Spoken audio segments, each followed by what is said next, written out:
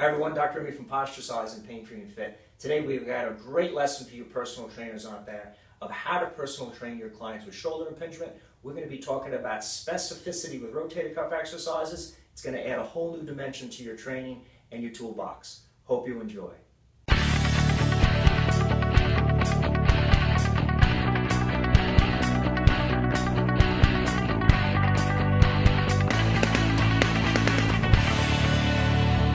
So when personally training shoulder impingement, keep in mind the specificity of what you're doing. There are a lot of videos and advice out there concerning rotator cuff strength for shoulder impingement. And while that's true that the rotator cuff muscles, which surround the shoulder blade and attach to the upper arm, help to depress it and keep it in a lower position to avoid an upward position of the arm in the socket and impingement, it's how you train the rotator cuff that's imperative. And very few people are talking about this, and personal trainers need to know this to reduce the chance of injury of impingement in their personal training clients. For instance, if you're performing rotator cuff exercises like internal and external rotation with a band at various angles, or using Y, T, and M isometric positions, it's important to have the shoulder blade and the upper arm in the right position. If you have a client that you're personally training with a tipped shoulder blade posture, or a rounded or downward rotated shoulder blade posture, which is not an ideal position, when you strengthen the cuff, you're strengthening the cuff at those abnormal angles. That's only going to strengthen the dysfunctional ability of the cuff to keep the shoulder in that abnormal position. Those abnormal mechanics lead to more stress on the cuff, the bursa, and create more impingement.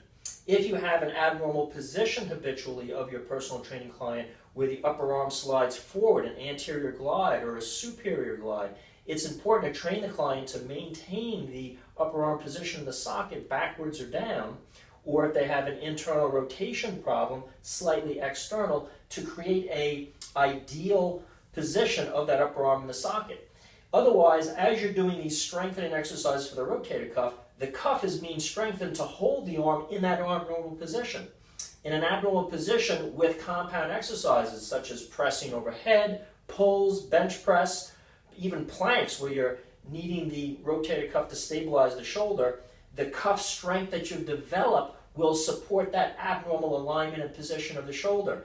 That's only going to create more biomechanical stress, more impingement ultimately, and more stress on the rotator cuff tendons and bursa, creating more pain. So when it comes to personally training shoulder impingement, make sure you have a good assessment and know how to correct your client's biomechanics. Strengthening the rotator cuff with poor mechanics of both the shoulder blade and the upper arm is only going to create more mechanical stress on that impingement area, creating more pain for them in the long run. Your job is to correctly strengthen good function, not dysfunction. Hey, if you like this video on personally training clients with shoulder impingement, feel free to subscribe to our channel. We got a lot of great videos out there for you guys wanting to decrease injuries in your personal training clients.